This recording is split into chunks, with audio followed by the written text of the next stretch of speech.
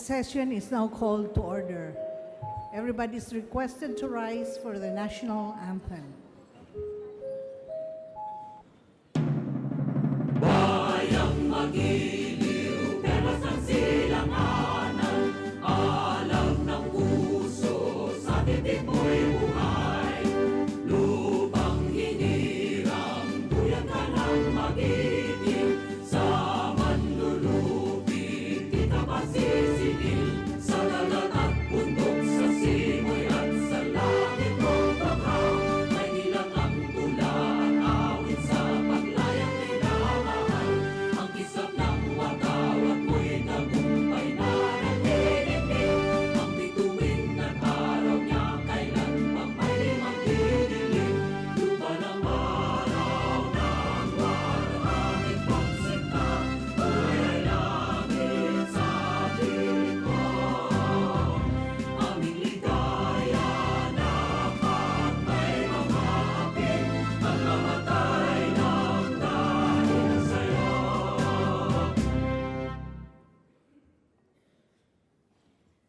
Please remain standing for the invocation to be delivered by the Honorable Milagros Aquino Magsaysay of the Party List Senior Citizen.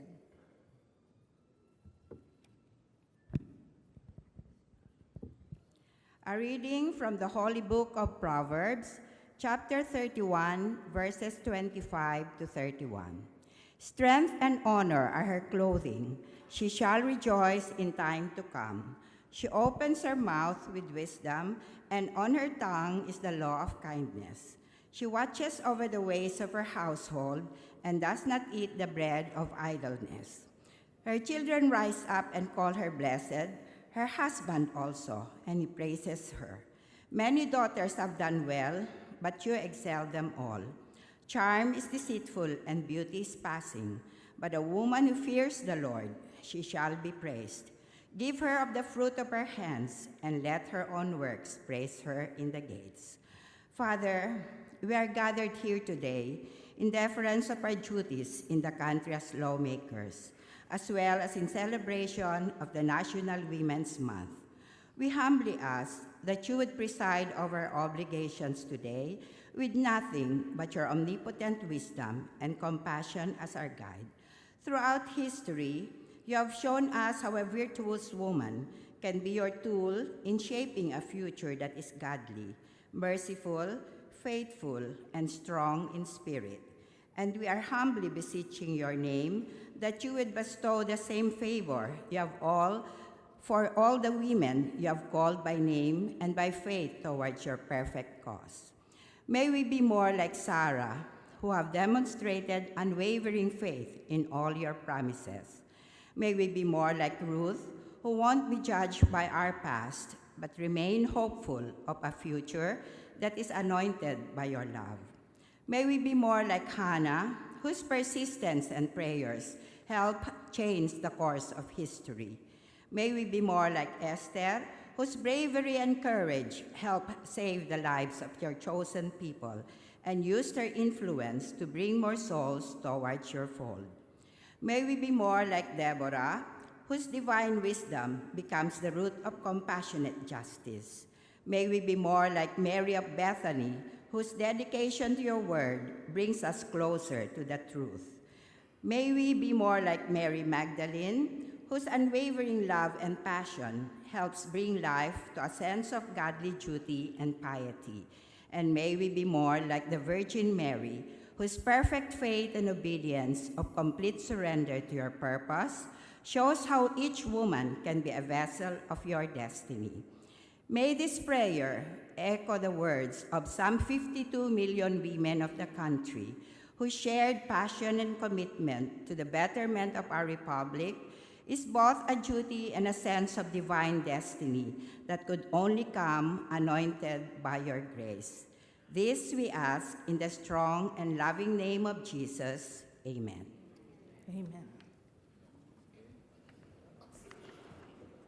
Majority Leader.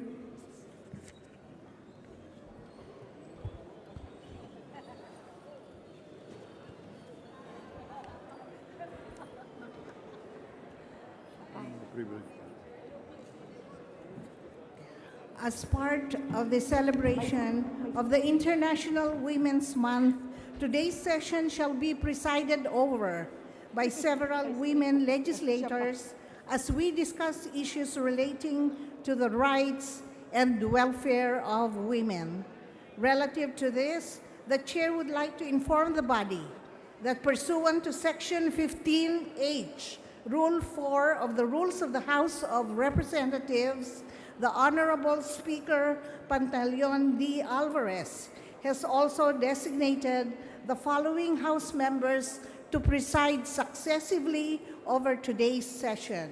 Number 1, Honorable Bernadette Herrera D. of Party List Bagong Generacion. Number 2, Honorable Corazon Nunez Malanaon of the 1st District, Davao Oriental.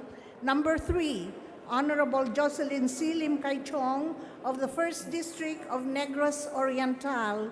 And number 4, Honorable Emmy Calixto Rubiano of the Lone District of Pasay City. Majority Leader. Madam Speaker, I move that we call the roll. Is there any objection? The chair hears none. The motion is approved. The Secretary General is directed to call the roll of members. Roll call of members. The Honorable Representatives Abaya, Abayon, Abellanosa, Abu, Abueg, Acharon, Acop, Acosta, Acosta Alba, Adyong, Advincula, Agaraw, Agabaw, Aglipay Villar, Albano Rodolfo III, Alcala, Alejano, Almario, Almonte, Alonte, Alvarez Franz, Alvarez Mercedes, Alvarez Pantaleon, Amante, Amatong, Andaya, Angara Castillo, Antonino, Antonio, Aquino Magsaysay, Aragones, Arbizon, Arcillas, Arenas, Atienza, Aumentado, Bagaw, Bagatsing, Bagilat, Banal, Barbers, Barsaga, Batawil, Batocabe, Bautista Bandigan, Belaro, Belmonte Feliciano, Belmonte Jose Christopher, Belmonte Ricardo, Benitez, Bernos, Bertiz, Biason, Billones, Biron, Bolilia, Bondoc, Bordado, Bravo Anthony, Bravo Maria Vida, Brosas, Bulut Begtang, Cagas, Calalang, Calderon, Calixto Rubiano, Caminero, Campos, Canama, Cari, Casilaw, Castelo, Castro Franz, Castro Fredenil Fred, Catamco, Cayetano, Celeste, Serafica, Cerilies, Chavez, Chipeco, Coanco, Coliantes, Cortez, Cortuna, Cosalan, Crisólogo, Cuwa, Cuaresma, Cueva, Dalipe, Datol, Daza, De Jesus, De Venecia, De Vera, Defensor, Del Mar, Del Rosario, Del Oso, Montalia, Dimaporo, Abdullah, Dimaporo, Mohamed Khalid, Duavit, Durano, D. Elago, Enverga, Erice, Erigel, Ermita Buhain, Escudero, Espina, Espino, Estrella, Eusebio, Evardone, Fariñas, Fernando, Ferrer Juliet, Ferrer John John, Feriol, Florendo, Flores,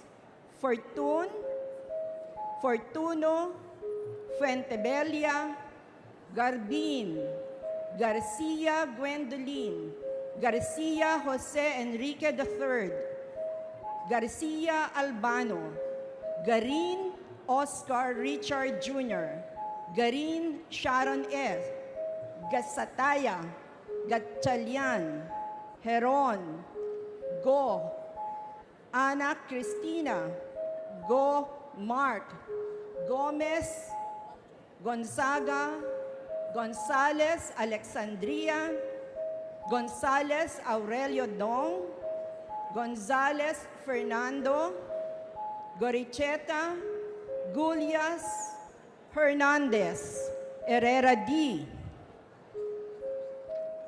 Hofer, Haloshos, Javier,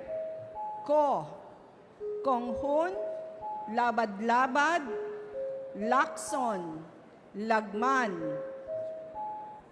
Lanete, Laogan, Lazatin, Liachon, Lim Kai Chong, Lobregat, Lopez Benhar, Lopez Carlo, Lopez Manuel Luis, Loyola, Macapagal Arroyo, Maceda, Madrona, Malapitan, Manalo, Mangawang, Mangudadatu Suharto, Mangudadatu Sajid, Marcoleta, Marcos, Marino, Marquez, Martinez, Matugas, Meliana, Mending, Mendoza, Mercado, Mirasol, Montoro, Nava, Nieto, Noel,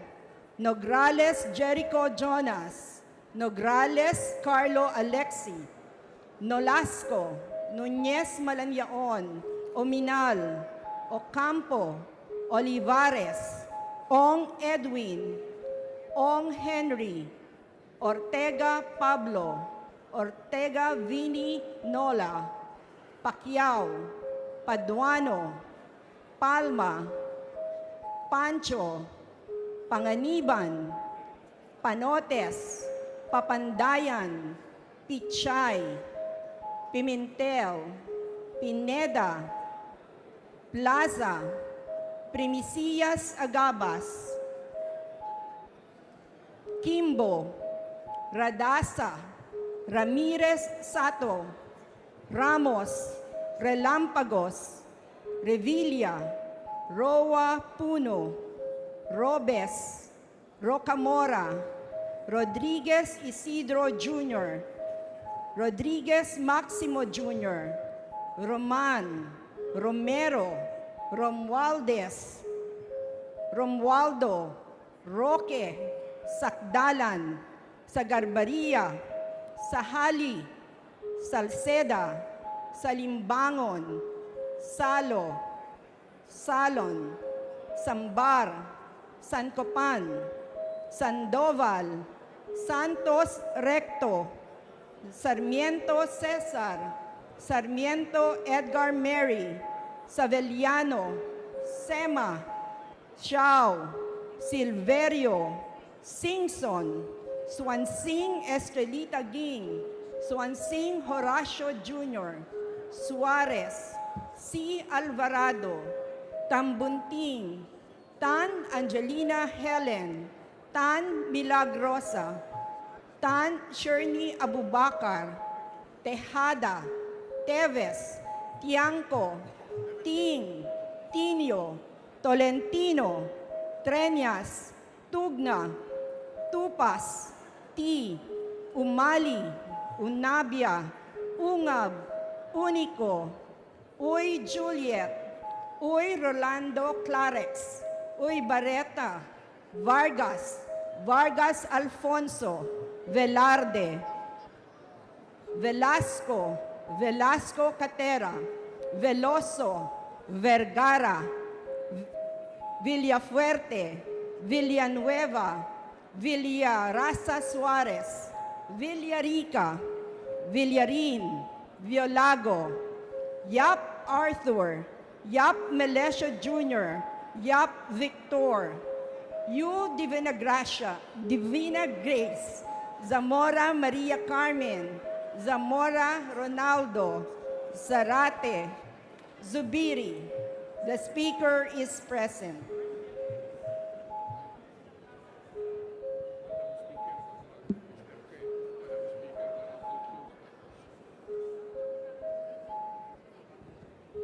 Madam Speaker, the roll call shows that 228 members responded to the call. With 228 members responding to the call, the chair declares the presence of a quorum. Madam Speaker, I move that we approve Journal number 69 of the session dated February 28, 2018. Is there any objection? The chair hears none. Journal number 69 of the session dated February 28, 2018 is hereby approved. Madam Speaker, I move that we now proceed to the reference of business, and may we direct the Secretary General to read the titles of bills and resolutions on first reading, as well as communications and committee reports. Is there any objection? The chair hears none. The motion is approved. The Secretary General is directed to read the titles of bills and resolutions on first reading, as well as the communications and committee reports for referral to the appropriate committees. Reference of business bills on first reading. House Bill number 7265, strengthening the right of citizens to information held by the government. Representative Nieto. To the Committee on Public Information. House Bill number 7267, creating the Philippine Seaweed Development Authority. Representative Villafuerte. To the Committee on Government Enterprises and Privatization and the Committee on Aquaculture and Fisheries Resources.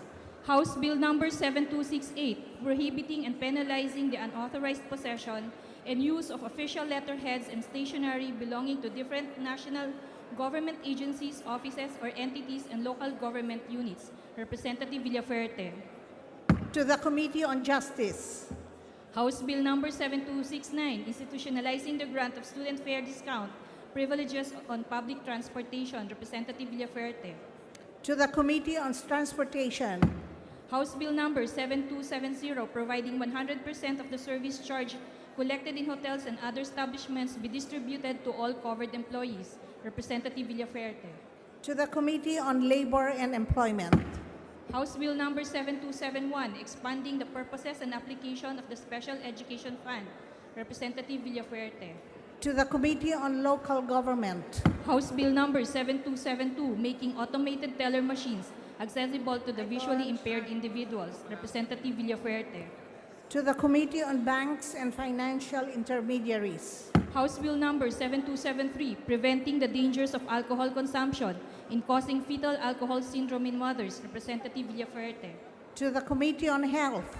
House Bill number 7274, establishing a bayanihan home building program for low-income groups through graduated amortization payment scheme. Representative Villafuerte. To the Committee on Housing and Urban Development.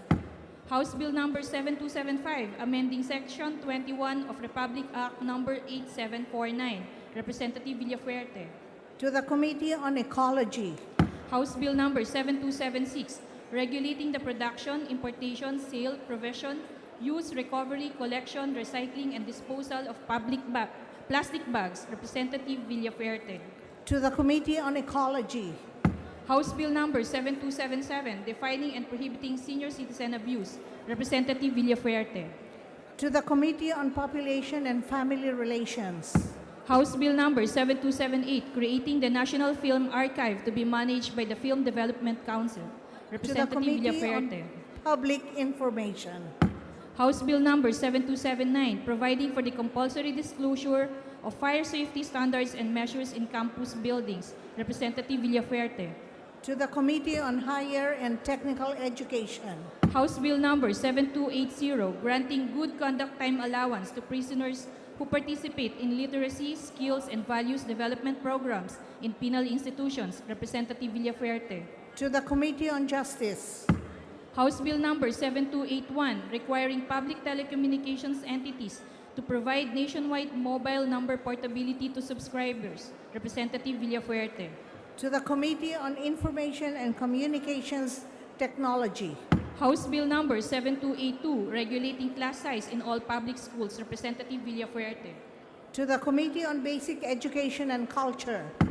House Bill Number 7283, mandating all toll operators of all major expressway in Mega Manila to establish and utilize a standard and unified electronic toll collection system. Representative C. Alvarado. To the Committee on Transportation. House Bill Number 7284, compiling the traffic rules and regulations of the Philippines into an official Rules of the Road Handbook. Representative C. Alvarado.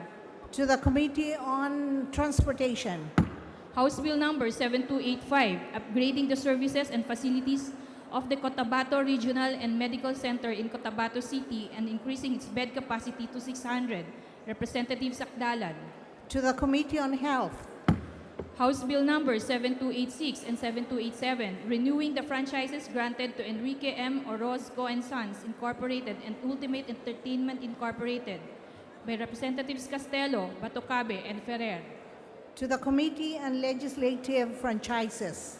House Bill Number 7288, establishing a TESDA Training and Accreditation Center in Poblacion, Tubod, Lanao del Norte. Representative Dimaporo. To the Committee on Higher and Technical Education. House Bill Number 7289, regulating the trade of vaporized nicotine products. Representative Noel. To the Committee on Trade and Industry. Resolutions. House Resolution 1727, commending and affording full support on the Iglesia ni Cristo's ecological park called The Garden, located at the Philippine Arena in Pawe, Bulacan. Representative Castelo. To the Committee on Rules. House Resolution 1728, resolution for the Committees on Government Enterprises and Privatization and Good Government and Public Accountability to inquire into the proposed SSS contribution increase. Representative Zarate. To the Committee on Rules. House Resolution 1729, inquiring on the delayed remittance or non-remittance of the personal and government shares of teachers' GSIS premiums by the DepEd. Representatives Tino and Castro, France. To the Committee on Rules. House Resolution 1730, conducting an inquiry on the delay or outright failure to remit employees' contributions for PhilHealth, which result in these employees not being able to access their benefits under the National Health Insurance Act of 2013. Representatives Tino and Castro, France. To the Committee on Rules.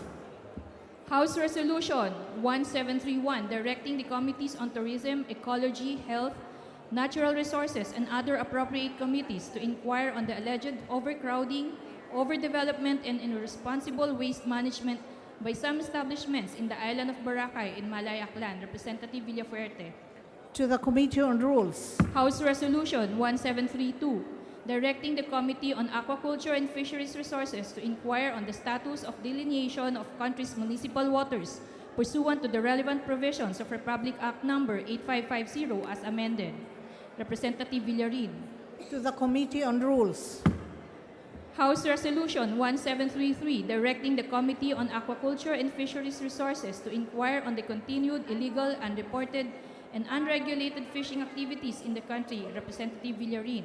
To the Committee on Rules. House Resolution 1734, expressing deepest sympathies and condolences to the families of victims of the recent earthquake in Taiwan. Representative Olivares. To the Committee on Rules. House Resolution 1735, expressing profound condolences to the families of the victims in the shooting at Marjorie Stoneman Douglas High School, Parkland, Florida, USA. Representative Olivares. To the Committee on Rules. House Resolution 1736, calling for an inquiry in relation to the Cabadbaran City Police and Agusan del Norte Provincial Police's highly irregular and excessively forceful service of the patently illegal search warrants issued by the Branch 2 of Butuan City RTC, Representative Amante. To the Committee on Rules. House Resolution 1737, directing the Committee on Energy to inquire on the manner by which the Malampaya Bank gas, which is at risk of being impaired by 2024, is going to be disposed by the PNOC and/or the DOE. Representative Sambar. To the Committee on Rules. House Resolution 1738, directing the appropriate House Committee to review the policies and programs of the government regarding our OFWs amidst reports on abuses and deaths in order to provide interventions that should preserve and advance their rights and dignity. Representative Alejano. To the Committee on Rules. House Resolution 1739, entreating the Supreme Court for an update on the May 21, 2008 petition, urging the Supreme Court to strike down as unconstitutional the joint marine seismic undertaking between the Philippines, China, and Vietnam, and appeal for the expeditious resolution of the same. Representative Alejano. To the Committee on Justice. House Resolution 1740, directing the appropriate House Committee to inquire on reported decline of the Philippines' ranking in the latest Corruption Perceptions Index of the Transparency International with an end view of enacting measures to curtail corrupt practices. Representative Alejano. To the Committee on Rules. Communications, letter dated February 13, 2018, of Fray Leonardo B. Guerrero, Chief of Staff, AFP, submitting to Congress of the Philippines the monthly report on the implementation of martial law in Mindanao, covering the period from January 1 to 31, 2018. To the Committee on National Defense and Security. Report of Attorney Cesar Strait Pareja, Secretary General, House of Representatives, on enrolled bills submitted to the Office of the President for His Excellency's consideration and signature. To the Archives. Committee reports. Report number 641 by the Committee on Justice and Appropriation, House Bill number 7309. To the Committee on Rules. Report number 642 by the Committees on Higher and Technical Education and Appropriations on House Bill number 7310. To the Committee on Rules. Report number 643 by the Committee on Local Government on House Bill number 7311. To the Committee on Rules. The Majority Leader.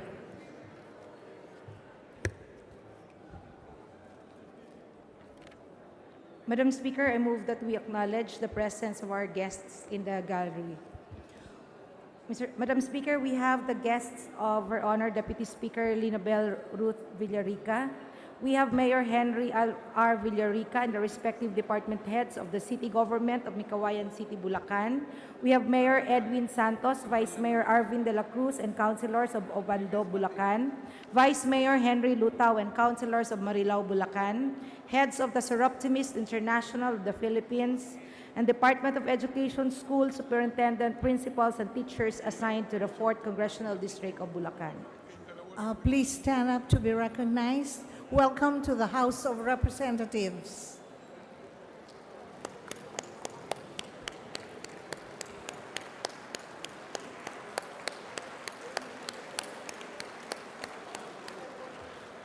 Madam Speaker, we also have the guests of Honorable Jennifer A. Barzaga, the officials of the City Government of Dasmariñas, the members of the Kababaihan ng Dasmariñas sa Bagong Milenyo, and the Green Ladies of Dasmariñas. Please stand up. Welcome to the House of Representatives.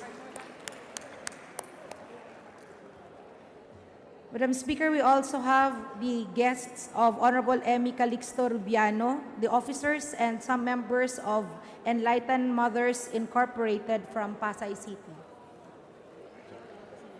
Please stand up. Welcome to the House of Representatives. Madam Speaker, we also have the guests of Honorable Greg Gasataya, the officials of the Carlos Hilado Memorial State College of Negros Occidental, Welcome to the House of Representatives. headed by its President Renato M. Sorolla. We also have the guests of Honorable Christopher De Venecia, We have the members and officers of some national farmers organizations, namely Pakisama of Rizal, Pakisama Camarines Sur, PKSK of Mindoro Oriental, PKSK of Nueva Ecija, Campil of Southern Leyte, Campil Lacambini Filipinas Rural Women Association of Bukidnon, Federation of Free Farmers of Agusan del Sur and Davao del Norte, and Camarines Norte. Welcome to the House of Representatives.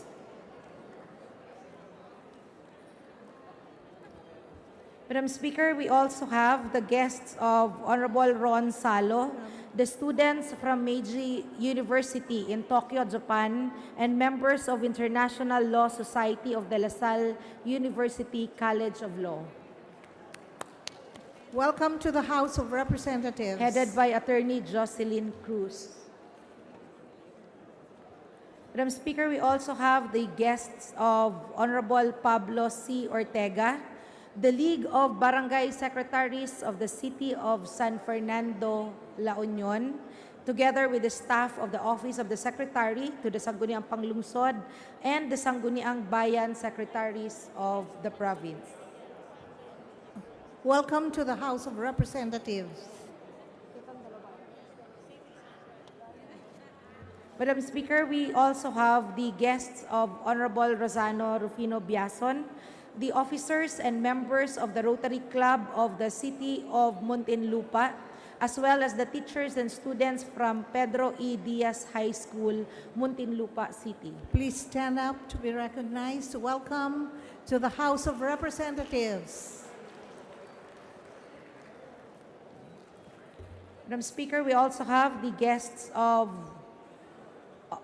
Honorable Tomasito S. Villarin, some members of the organizations, and they are Patricia Sigera, Georgiana Villar, Marlene Tacoyo, Marcelina Bentulan, Riani Joy Librado, Donna Nano, Rigel Moreno, Vicky Parocho, Merly Escala, Cecil Cuaño, Vives Morano, and other members of the group.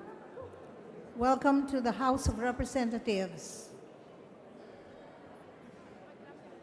Madam Speaker, we also have the guests of Honorable Lorna C. Silverio. We have the officers and members of the Soroptimist International Philippines, headed by Governor Cherry Tumaning, Bulacan North Chapter President Ms. Maribel Vergel de Dios, and District Governor Ms. Marivic Vergel de Dios. Welcome to the House of Representatives. Majority Leader.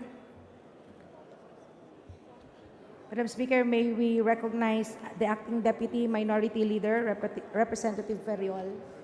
Madam Speaker, may I make a parliamentary inquiry? The lady from the party list, Kalinga, Deputy Minority Leader Ferriol Pascual, may proceed.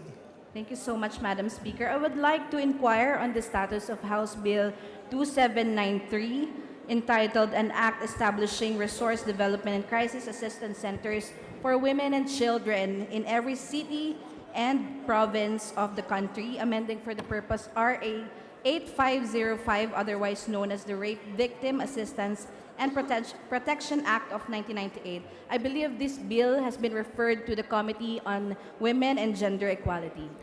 Will the Majority Floor Leader please respond? Madam Speaker, may we request the Honorable Bernadette Herrera D., Chairperson of the Committee on Women and Gender Equality, to give us an update on the status of House Bill number 2793. The Honorable Herrera D. is recognized to respond to the parliamentary inquiry of the Honorable Ferriol Pascual. Madam Speaker, for the information of the Honorable Ferriol Pascual, the Committee on Women and Gender Equality, to which it was referred to, will schedule her bill, House Bill number 2793, for deliberation soon, because it is one of the 7 priority measures identified as such by our committee. So rest assured that it will be scheduled at the soonest possible time. Is the Deputy Minority Leader satisfied with the response of Honorable Herrera D.? Yes, Madam Speaker, thank you so much. And I am satisfied. I appreciate the update given to us by the Chairperson of the Committee on Women and Gender Equality, and I look forward to the immediate consideration of this bill by the committee. Thank you so much, Madam Speaker. Madam Speaker, What is the pleasure of the Minority Leader, the Honorable Villaraza Suarez? Madam Speaker, may I make a manifestation? Please proceed. Madam Speaker, I would like to manifest my intention to be included as co-author of House Bill 2793. With the permission of the author, the bill of the Deputy Minority Leader, Honorable Ferriol Pascual. I fully support the purpose of the bill, which is to provide at least one shelter for street children, abandoned children, physically and sexually abused women and children, homeless or those displaced by armed conflict in each city in Metro Manila and each province in the Philippines. And I join the call for the immediate consideration of this bill. Thank you, Madam Speaker. The manifestation of the Minority Leader is duly noted. Madam Speaker, I move that we suspend the session for a few minutes. The session is suspended.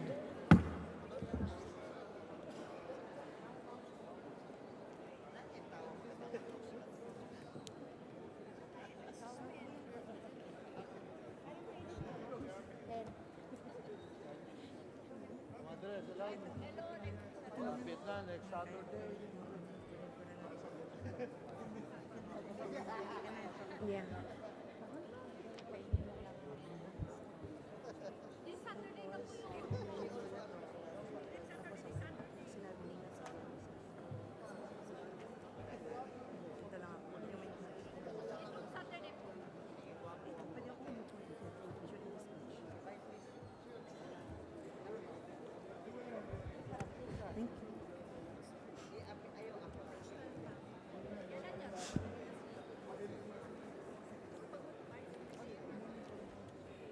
The session is resumed.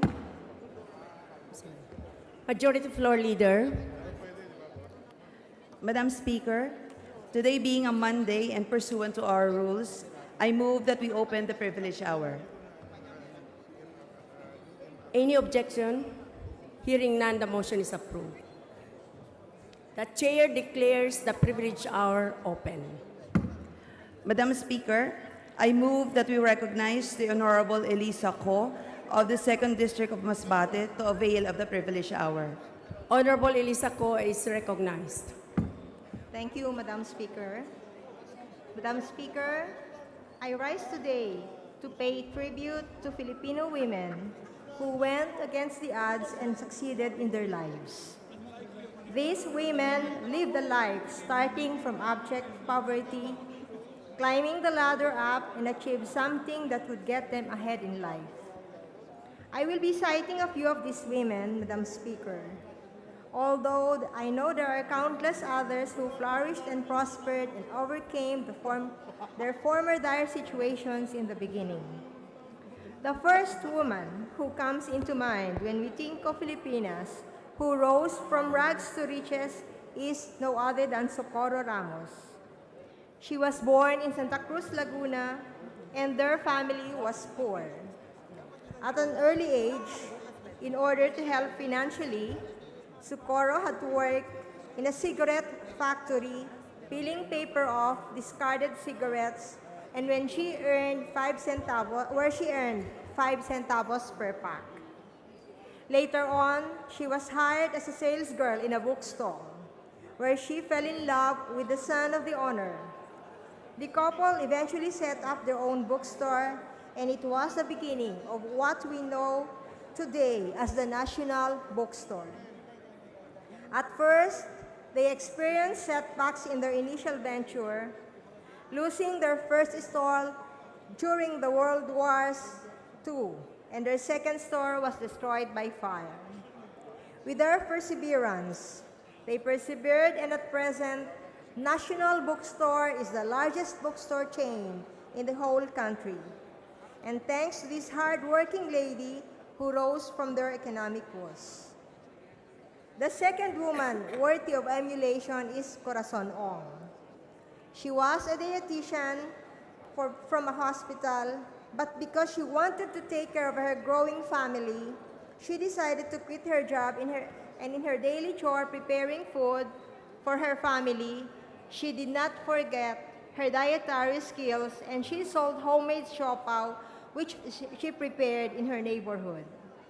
She experimented with different methods, and she later on developed skinless longanisa, which was well received by those who tasted it, and the order suddenly overwhelmed her. She decided to get some loans and founded the CDO Food Sphere. Today, CDO is a household name producing quality processed foods. The third woman is Julie Ganjonko, who was already 50 years old when she decided to go into business.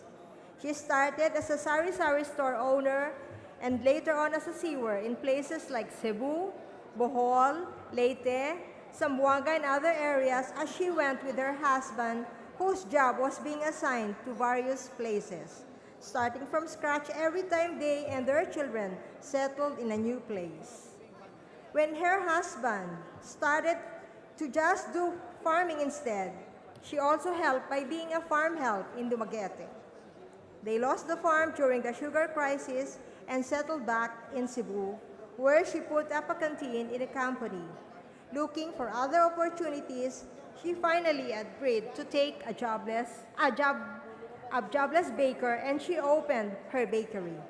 At age 50, she set up the Julie's Bake Shop, one of the most franchised neighborhood bakery in the country.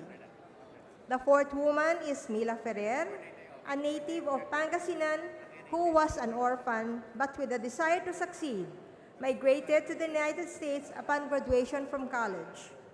Barely speaking in the English language, she applied for a lot of jobs. She was interviewed 17 times, but no one offered work for her. She had to settle as a house cleaner or sometimes as a real estate seller or as an assistant to other professionals in order to survive. She lived in a trailer home, having no money to rent an apartment. After more applications and rejections, she finally landed a clerical job in a financial institution, and then after gaining an experience, she transferred to a bank.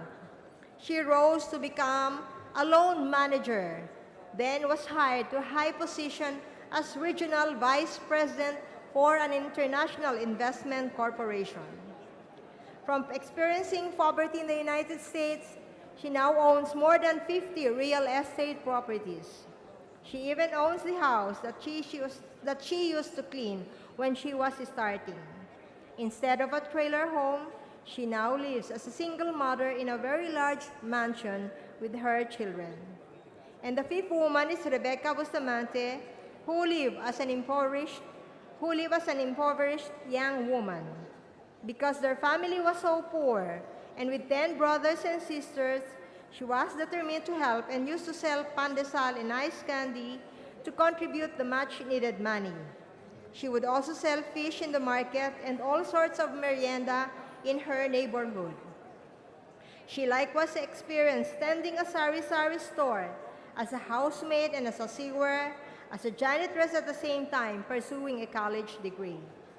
Asking help from her employer one day, she later on applied as a yaya in Singapore, and with only a few hours each day to rest, she still managed to study in one of the best Singapore's open universities, and she studied every night. She eventually applied as a domestic helper and a nanny in Canada.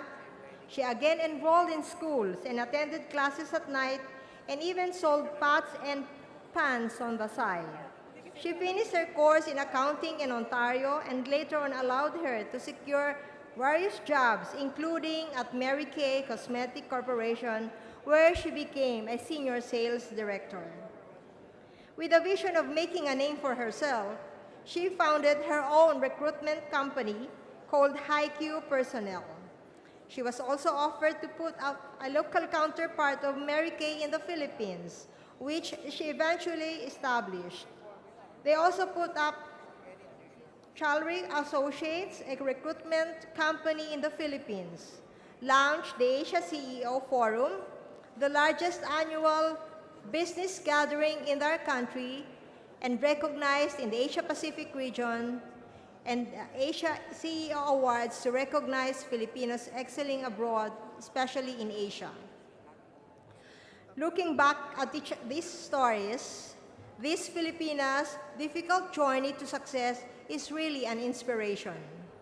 This women's success is not only a testament on their will to survive the poverty or hard life they were in at the beginning, but of their hard work and tenacity to reach their dreams. They did not believe that they can be poor forever. They believe the challenges can be overcome and that anything is possible as they chart their own future. Madam Speaker, these women made it on their own, and their common factor is their hard work.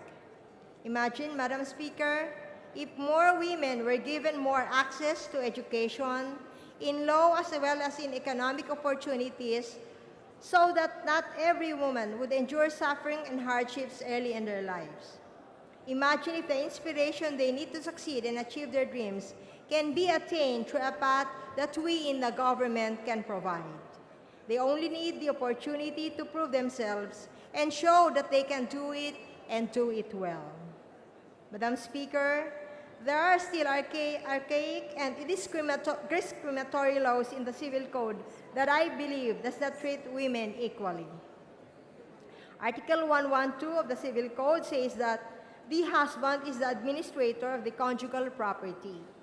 Article 114 says that the wife cannot, without the husband's consent, acquire any property by gratuitous title, except from her ascendants, descendants, parents-in-law, collateral relatives within the fourth degree. Article 55 says that the wife manages the affairs of the household. Article 117 says that the wife may exercise any profession or occupation or engage in business. However, the husband may object provided his income is sufficient for the family according to its social standings and his opposition is founded on serious and valid grounds. Madam Speaker, in this day and age, we don't need these old laws anymore. They, in fact, hinder women to achieve what these inspiring women achieve.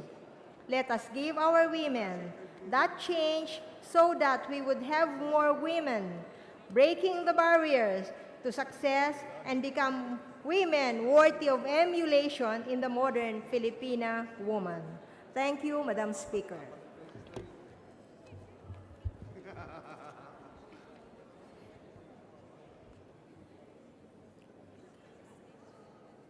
I move. Majority Floor Leader.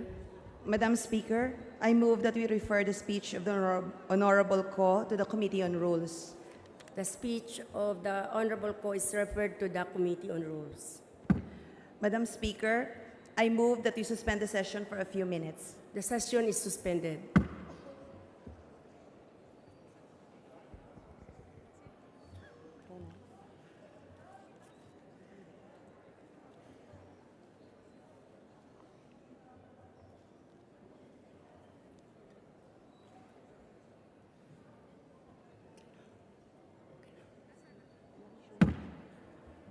The session is resumed.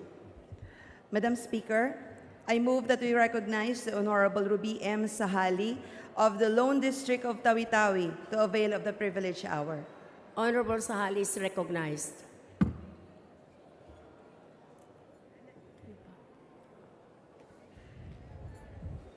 Thank you, Mr. Speaker. Madam Speaker. Madam Speaker, honorable colleagues, I rise on a matter of personal privilege before this honorable body on the occasion of National Women's Month. Assalamu alaikum wa rahmatullahi ta'ala wa barakatuh. Peace to everyone. As former U.S. First Lady Michelle Obama said, I am an example of what is possible when girls from the very beginning of their lives are loved and nurtured by people around them. I was surrounded by extraordinary women in my life who taught me about quiet, strength, and dignity.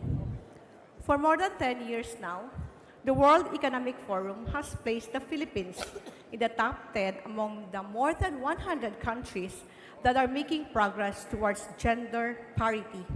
We are closing the gender gap in economic participation, education attainment, health and survival, and political participation. Today, more women are no longer confined at home, being wives and mothers. We are able to go out to find food, to earn a living for our families, make names for ourselves as we take part in economic, social, and political affairs of our country. We have 93 women elected as legislators to the 17th Congress. 6 of them are in the Senate and 87 in the House of Representatives, actively and ably working towards crafting laws for the betterment of the lives of all Filipinos. We have 7 deputy speakers who are women, and one of them, of course, is my deputy speaker, Vice Sema, a fellow Bangsamoro, a woman leader who inspires us to fight for the right to self-determination of the Bangsamoro. The provincial governor of neighboring Lanao del Norte is also a woman, namely the Honorable Imelda Gebranza de Maporo. The province belongs to Region 12, and yet it has a sizable Muslim population. We also have a woman governor in the province of Lanao del Sur in the name of Soraya Alonto Achong. In Tawi-Tawi province, Madam Speaker, 2 of the 10 municipal mayors are women, and 2 of the 10 municipal vice mayors are also women. There are women barangay leaders, including those from the people's organizations and civic society organizations. Madam Speaker, I would like to attribute the empowerment of Bangsamoro women in the ARMM to our people's newly embraced positive outlook in life, total abhorrence to war and violence, and assimilation into the political and social mainstream as being Filipinos.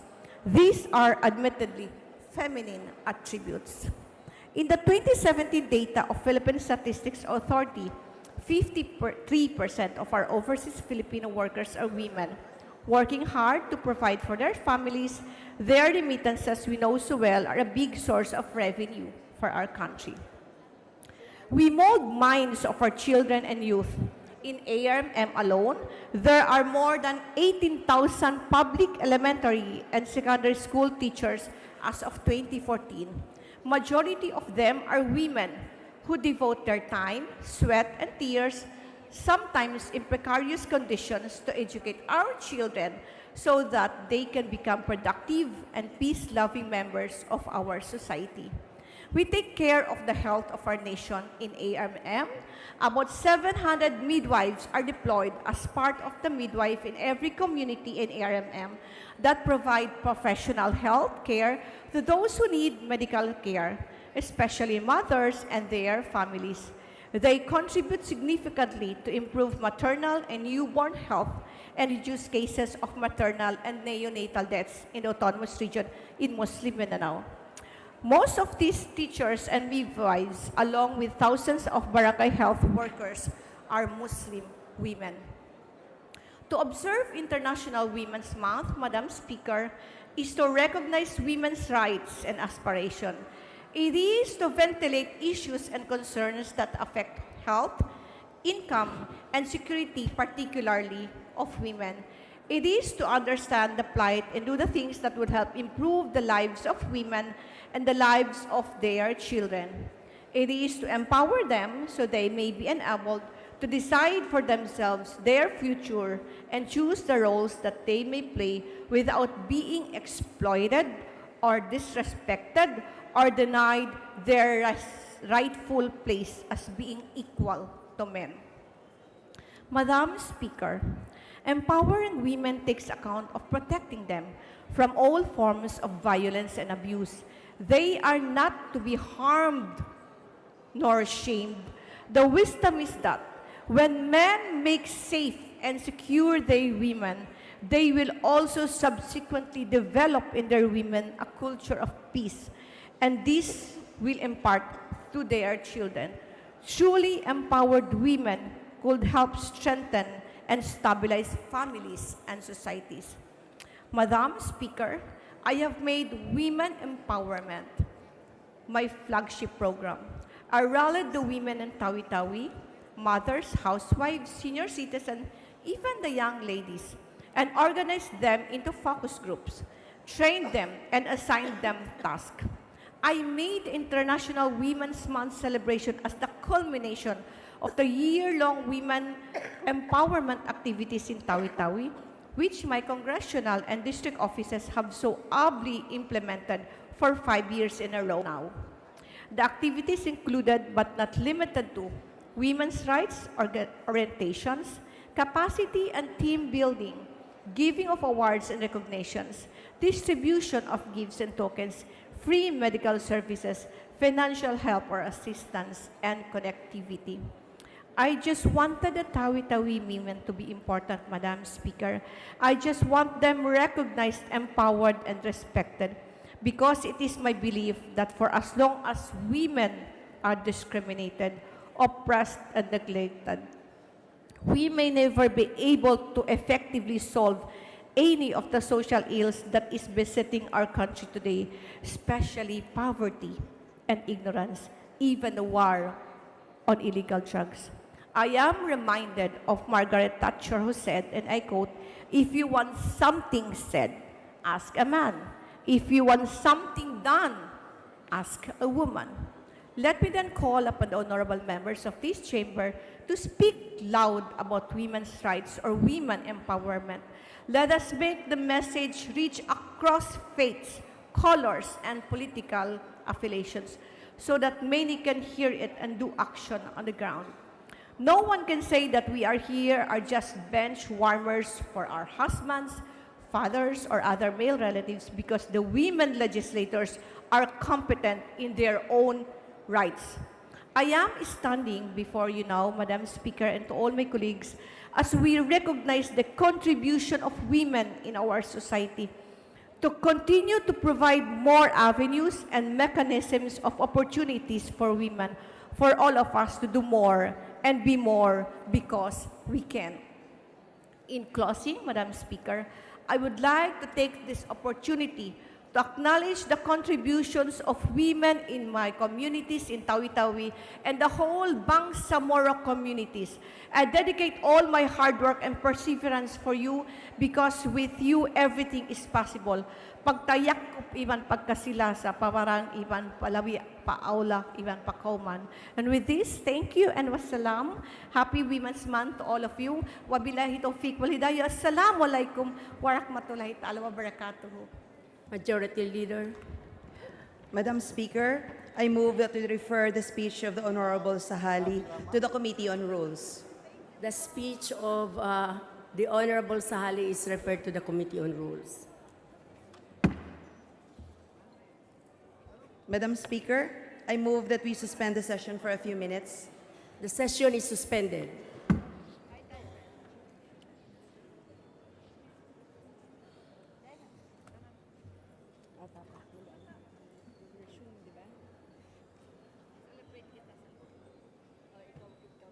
Almost 10 minutes. Almost 10 minutes.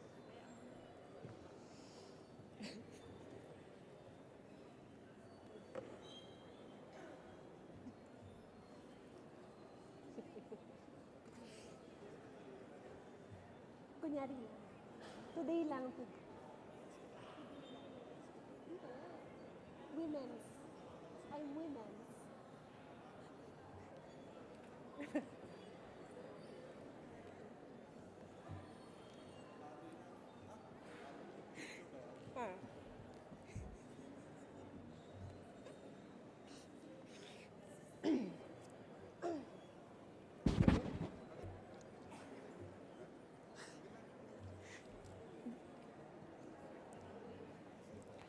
Game na besh.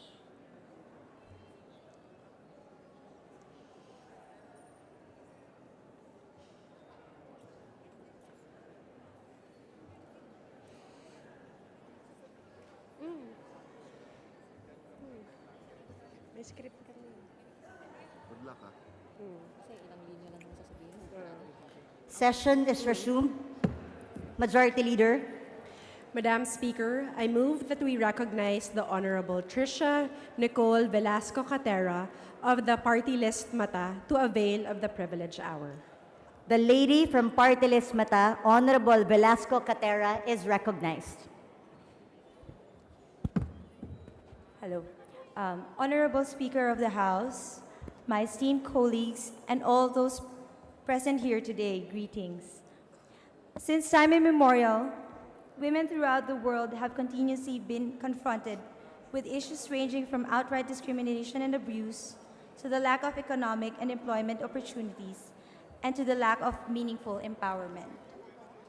Over the last century, our country has made great strides towards addressing these issues, beginning with the filing of the first bill on women's suffrage before the Philippine Assembly in 1907, that eventually led to the Philippine Women's Suffrage Plebiscite in 1937, which ultimately culminated in granting the right of suffrage to women.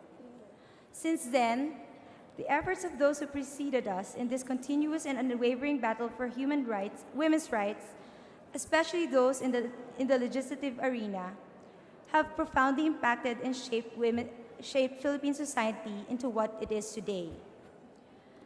Among the cornerstones of legislation for women was, and continues to be, Republic Act No. 9710, otherwise known as the Magna Carta of Women, which affirmed our government's commitment to the Convention on the Elimination of All Forms of Discrimination Against Women, adopted by the United Nations General Assembly in 1979. Today, together with the enactment of subsequent laws like the Anti-Violence Against Women and Their Children Act of 2004 and the Responsible Parenthood and Productive Health Act of 2012, among others, the Magna Carta provides the necessary legal framework for gender equality and women's empowerment to which our society must adhere. It is with great pride that I tell you today, the Philippines has been recognized as among the top-performing countries in terms of efforts to minimize gender-based disparities. This is according to the Global Gender Gap Report released annually by the World Economic Forum. This report measures the size of the gender inequality gap in 4 areas. First of all, economic participation and opportunity, educational attainment, political empowerment, and health and survival. In fact, for 12 consecutive years since the report was released in 2006, the Philippines maintained its position as the most gender equal country in Asia. Our country is also consistently among the top 10 countries globally in terms of gender equality. Recently, the Philippines was found to be among the countries that have been able to close the gender gap in educational attainment. Even with the recognition we have received from the international community as the best performer in Asia in terms of gender equality, we must nevertheless remain guarded against one peril that can easily put all our efforts to waste. This is complacency. Although we remain one of the top overall performance in Asia and in the world, the Philippines was overtaken by other countries in 2017. Given this, we must realize that much more can still be done. Apart from enacting legislation, we must also ensure that the laws we enact are effectively implemented and enforced in order to give life and meaning to what we intended. We cannot simply stop at what we have already achieved, nor bask in the recognition of what we already accomplished. Our place among the top countries with respect to gender equality should serve not simply as a reward for our previous efforts, but a challenge to work harder, and more importantly, an inspiration to do better if we are to achieve genuine equality and empowerment for women in the Philippines. For this to be possible, we at the same time have to ensure that Filipino women will be able to live in a safe environment, one conducive to the fulfillment of their passions and to the pursuit of their dreams. During National Women's Month, we must task ourselves with creating and supporting legislation that will fulfill this mandate. This 17th Congress is the most productive and forward-thinking in Philippine history. There are already many laudable measures before us, but I believe that the following measures, if enacted into law, will have the greatest impact on what we hope to achieve. First of all is House Bill number 04113, which is an act increasing the maternity leave period to 100 days for female workers in the government service and in the private sector, and granting an option to extend for an additional 30 days without pay.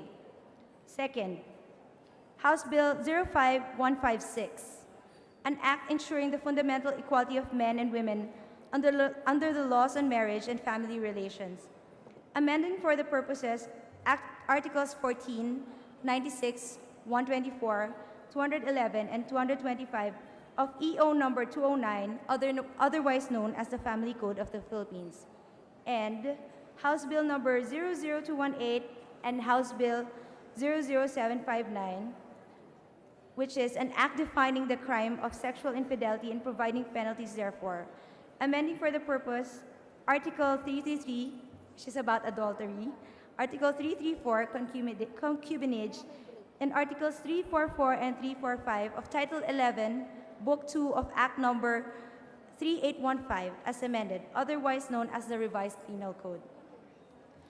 Each one of us here today is in a position to make the kind of change that will last beyond our lifetimes.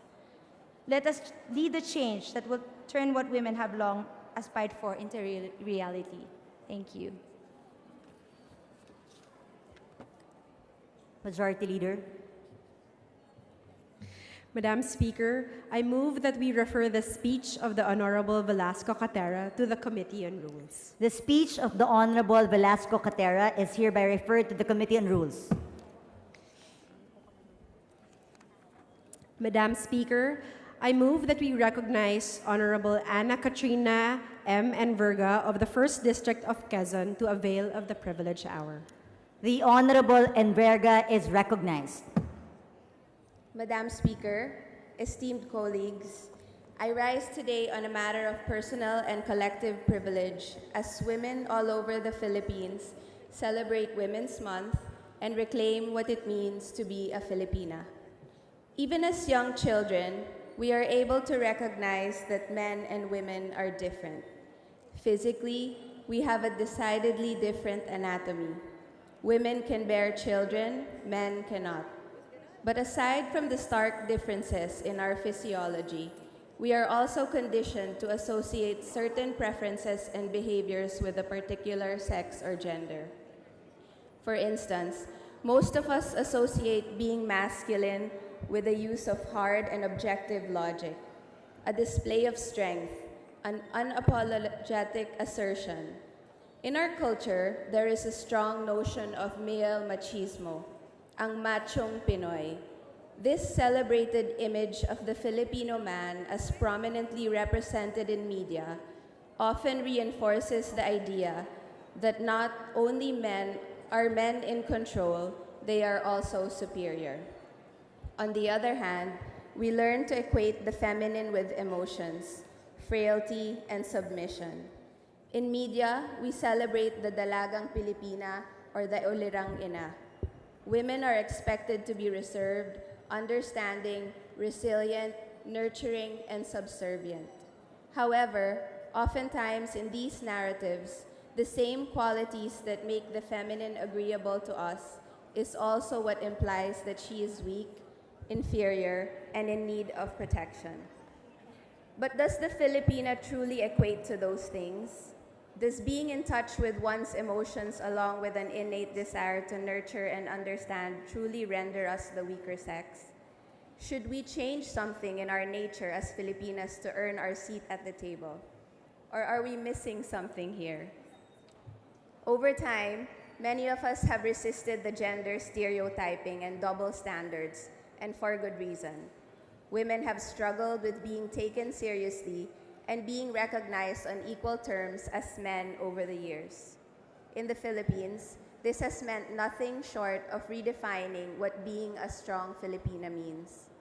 Not just subservient, but capable of critical thought and agency. Not just reserved, but articulate and confident. Not only nurturing, but tenacious and passionate as well. Across generations, Filipinas have sought to actively challenge the old codified gender roles in our everyday lives. We do it through our interactions at home, in the workplace, and in our larger communities. We continue to defy these labels of weakness and subordination and have campaigned to be equally recognized for what we can bring to the table. And for the most part, we've managed to push that needle along. I've had the privilege of meeting countless Filipinas who, even unknowingly, have driven this movement forward.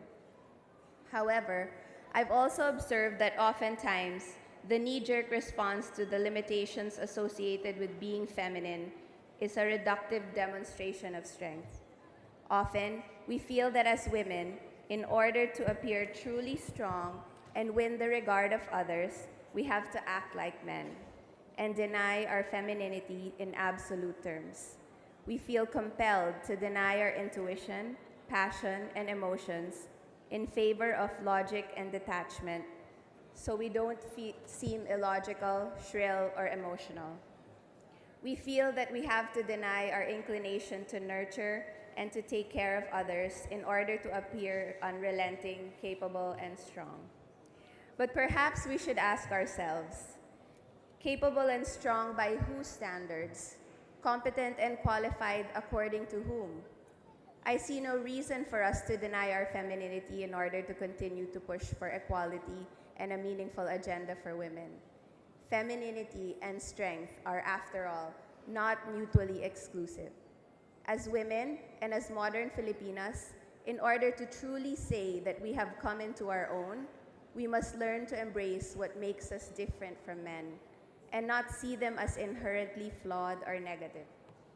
The moment we realize that acting like a girl is not necessarily a weakness and definitely not something we should change, then perhaps we would have achieved a true breakthrough in our efforts to truly build a more equitable world for our daughters and sons too.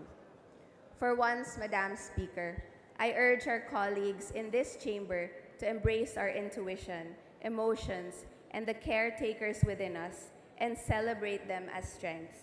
Let us tap that inner power and allow ourselves to redefine and reclaim what being a Filipina truly is. Thank you, Madam Speaker.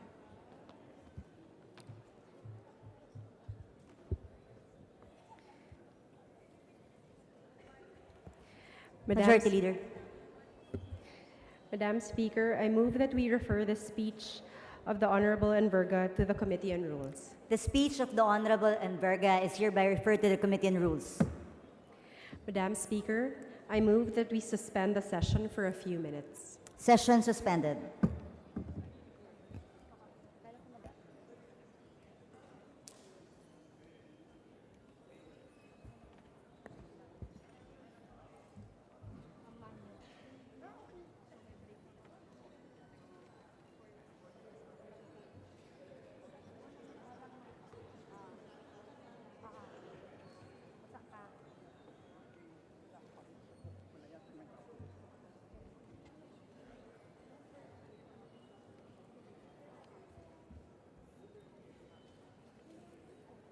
Session is resumed. Majority Floor Leader. Madam Speaker, may we request the following guests to be recognized.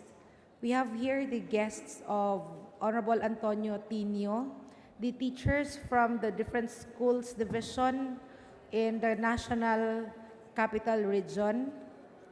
They are also the guests of ACT Teachers Representative Franz L. Castro. May we request them to be recognized, Madam Speaker? I'll request them to please stand and be recognized. Madam Speaker, we also have the guests of Honorable Representatives Sandra Erigel and Representative Vinnie Nola Ortega, the League of Barangay Secretaries of the City of San Fernando, La Union, together with the staff of the Office of Secretary to the Sangguniang Panglungsod and the Sangguniang Bayan Secretaries of the province. Will the guests please be recognized by standing up?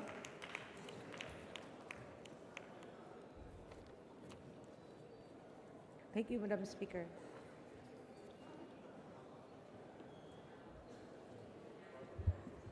Madam Speaker, I move that we recognize Honorable Vini Nola A. Ortega of the party list Abono to avail of the privilege hour. Honorable Vini Ortega of Party List Abono is recognized. Madam Speaker, my dear colleagues, good afternoon.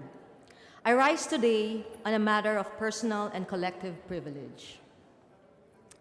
A shout out to all women within these halls of Congress.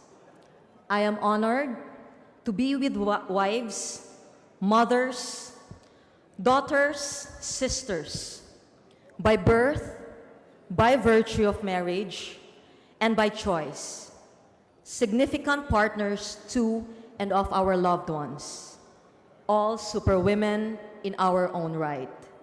Happy Women's Month to us all. I am a woman. Thank you, God.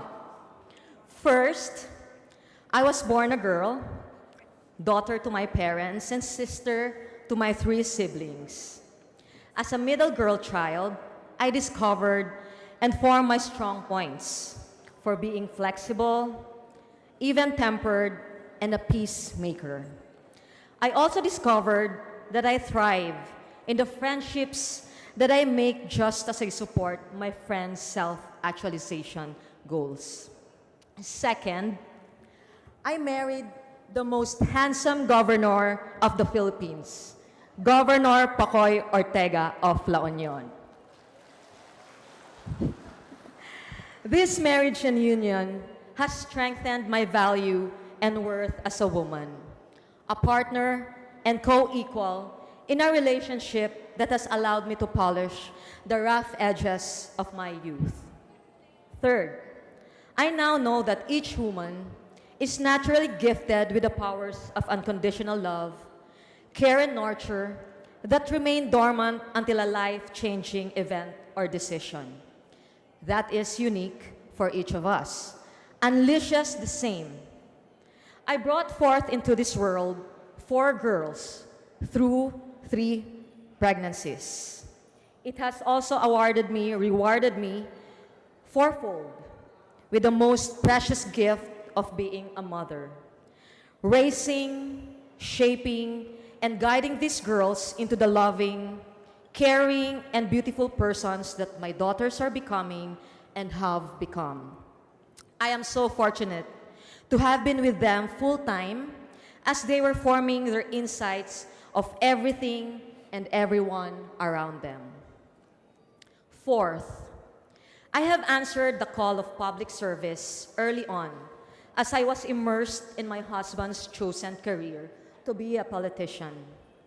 The evolution of women empowerment in our country has led us into the current arena where we have witnessed and continue to be amazed by superwomen making their indelible marks in different fields. We are fortunate that unlike women in other nations who still struggle to this day, Filipinas have broken the glass ceiling in different fields of vocations and have shown the way for other women to follow. Some others will argue that the numbers in gender distribution and opportunity are far from being equal. Instead, I will focus on the gains and the potentials that may be unlocked through legislation and policy transformation.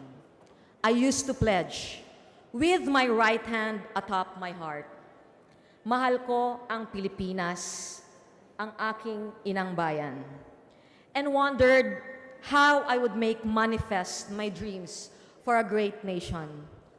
I humbly offer my services now in this 17th Congress with an 87 strong woman representation out of a total of 297 representatives to support and champion legislation that will further advance the welfare of all Filipino women. It can start with the basic mapping of the basic needs of a Filipino girl, to ensuring that she freely avails of the resources to meet the same needs as she requires them, especially the guarantee to education that will unlock the promise for her to thrive as a productive Filipina. Fifth, I am a vessel of the Lord.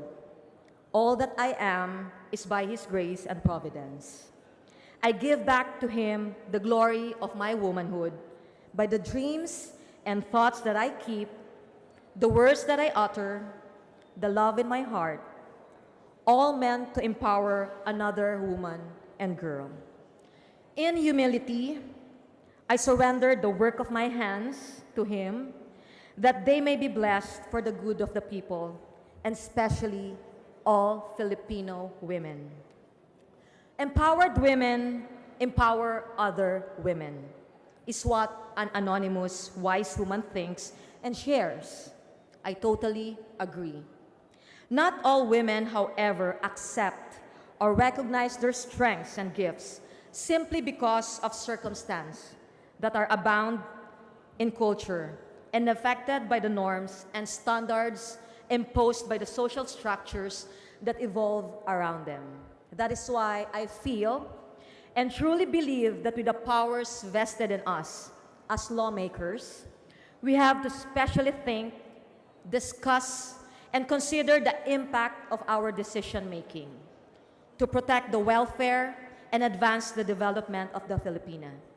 We have it in our hands, just as we must have it in our hearts, to be instruments of empowerment for every other woman. In closing, I borrow wisdom from another anonymous source, and I address this to all women and anyone who truly recognizes and validates another woman. And I quote, "Be a real woman.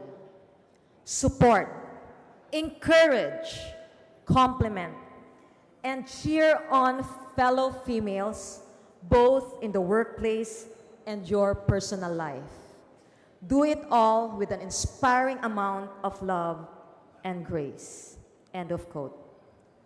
I am Vinnie Nola Alviar Ortega, 5 times a woman, representative of the Abono Party List, a proud Filipina.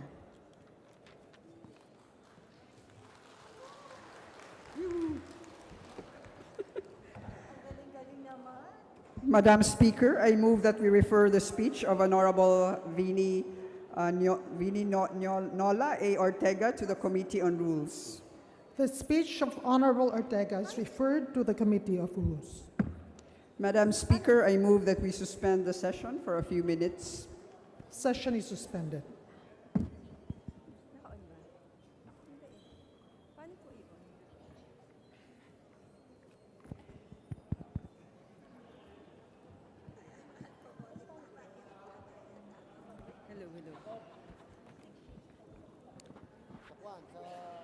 The session is resumed. Madam Speaker, I move that we acknowledge the guests in the gallery. These are the guests of Congresswoman Bernadette Herrera D. We have guests from non-government organizations such as Industry All, Trade Union Congress of the Philippines, Nagkaisa Women Labor Group, Partido ng Manggagawa, PLCPD, and other women labor groups. Madam Speaker, I move now that we recognize the Honorable Jennifer Austria Barzaga of the 4th District of Cavite to avail of the privilege hour. Honorable Barzaga of the 4th District of Cavite is recognized. Thank you, Madam Speaker. I stand before you, my dear colleagues, friends, and guests, to share my thoughts as we celebrate Women's Month. I remember Hillary Clinton saying, "Women are the largest and top reservoir of talent in the world." She would have not said it had it been untrue, but sadly, it was true. But that was already a thing in the past because women evolved over the years. Allow me to summarize the evolution of women in 5 words: struggle, recognition, empowerment, continuity, and gratitude. Women in the past went through great lengths and tremendous struggles to fight for our rights, liberate us from chains of inequality, and to free us from the dictates of then very conservative society. If not for these strong women who selflessly work hard to ensure that our voice was heard and our presence was felt, the recognition, privileges, and appreciation we are enjoying nowadays will not be possible. Today, we celebrate to recognize women's great contributions in the fields of education, health, socioeconomic platforms, civil and political policy and programs. Gone are the days when women were thought to be better off as homemakers or as mothers. Women indeed have gone a long way from being homemakers to lawmakers, and some have even become presidents. From being outcast during elections, we now cast our votes, count the ballots, and even get elected. From being a man's shadow to being their light and source of inspiration. The acceptance and acknowledgement of our society about our undeniable existence and hard work gave birth to women empowerment. Many women are now working alongside men in all areas of interest. And I must say, women have emerged renowned, influential, and self-made. We are now more expressive of our own points of views, are emotionally secured, financially independent, and we are much more in control with our lives. Women aim to continue the principles of empowerment and equality, not because we want to prove to everyone that we are the superior or the stronger gender, but rather, we want to tell everyone that men and women are partners more than being co-equals. Just like Saint Teresa of Calcutta, I also believe that men and women are not exactly the same, and that insisting that they are equal would amount to denying the beautiful differences among them. Hence, there is really no competition and comparison to speak of, because men and women can certainly complement each other. This kind of relationship creates harmony and balance, and this is what is ideal in this world. Our hearts overflow with gratitude, with the recognition, equal opportunities, and trust our society now provide to us women. My sincere appreciation of those men who, in one way or the other, believed in the capabilities of women, that women can make difference, and that women should be valued and loved. Thank you so much. A warm round of applause to all the beautiful lady representatives in this plenary, who are the epitome of beauty, strength, and wisdom.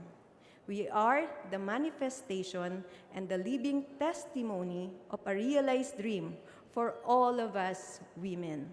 Such gratitude also goes out to all the other women who continuously and untiringly support women advocacies. And we could have not achieved and performed our duties and responsibilities if not for our people's unwavering support and cooperation. In my almost 11 years of public service, 2 women groups have steadily shown me that they are always there for me. My kababaihan ng Dasmariñas sa Bagong Milenyo and my Green Ladies. They are my constant and loyal allies. Thank you very much for your support and for not letting me down. Thank you for all understanding and love. In closing, I shall leave you with a quote of G.D. Anderson, a poet from Montreal. Feminism isn't about making women stronger. Women are already strong. It's about changing the way the world perceives the strength. I am a woman, I'm strong, and I'm grateful. Magandang hapon po sa inyong lahat at muli maligayang buwan ng kababaihan.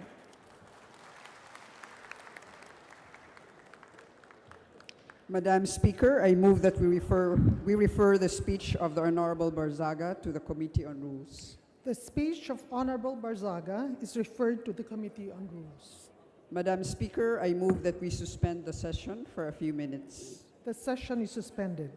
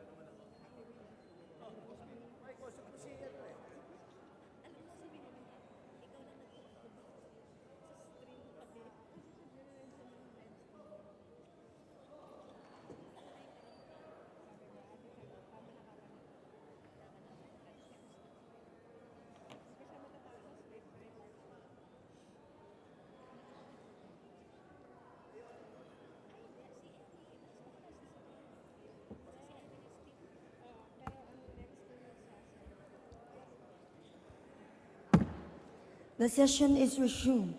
The Majority Floor Leader is recognized.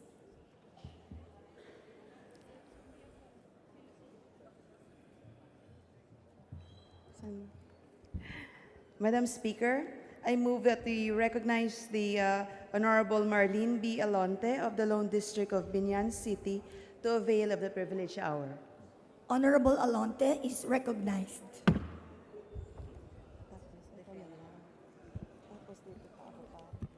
Madam Speaker, I rise today on a matter of personal and collective privilege. But before I proceed with my message, I wish to invite everyone on the floor and all our guests in the gallery to join me to offer a moment of silence as a symbol or in a symbolic gesture of appreciation to all the important women in our lives, to all the mothers, wives, sisters, daughters, our leaders and mentors, and all the women who continue to inspire us in our present and future endeavors.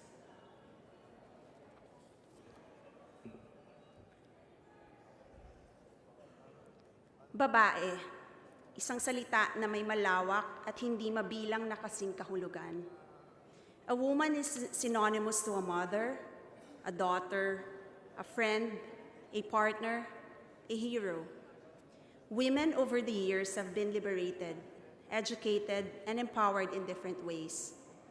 The essence of being a woman has definitely evolved in the past decades. I stand here today to dedicate such a time as this to celebrate and recognize the pillars of our society. Today, it is my privilege to honor the women and put the spotlight on Filipinas all over the world.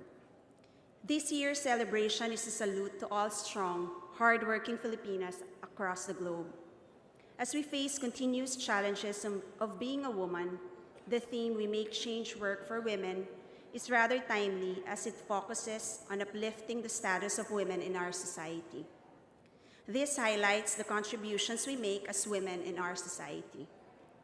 We know that Filipinas play a big role in shaping our communities. It is very important to honor them by making a difference in their lives. As we gather here today, millions of Filipinas are out there making a living and trying their hardest to sustain a family away from home. According to the Philippine Statistics Authority, 2.2 million overseas Filipino workers worked abroad during the period of April to September 2016. These 2.2 million OFWs contribute largely to the economic growth of our country. As the second largest source of foreign capital, OFW remittances surged an all-time high of 7.1% to $2.74 billion last December, and has even pushed the overall growth of remittances for 2017 above our government's projection. Out of this more than 2 million modern-day heroes, a big chunk of it, about 53.6%, were female OFWs. Evidently, there are more females than males who are working abroad. So it got me thinking, there are over 1 million families who have missing mothers, sisters, aunts, even grandmothers, because these women have to go abroad to earn and support their families from many miles away. Ilang pamilya ang nangungulila sa yakap at pagmamahal ng isang ina. Umaasang taon-taon ay makapiling ang kanilang mga mahal sa buhay na nasa malayong lugar. Ilang pamilyang Pilipino ang nananalangin sa kaligtasan ng kanilang mga mahal sa buhay. Higit sa lahat, mahigit isang pamilyang babaeng OFW ang ninanais na makauwi para makapiling ang kanilang pamilya. Ngunit kailangan panindigan ng desisyong lumayo at isakripisyo ang sarili para sa ikabubuti ng nakararami. Our Filipino workers have their own crosses to bear for their families. Some are fortunate enough to find employers who are compassionate and kind. Others find it really difficult to blend in culturally.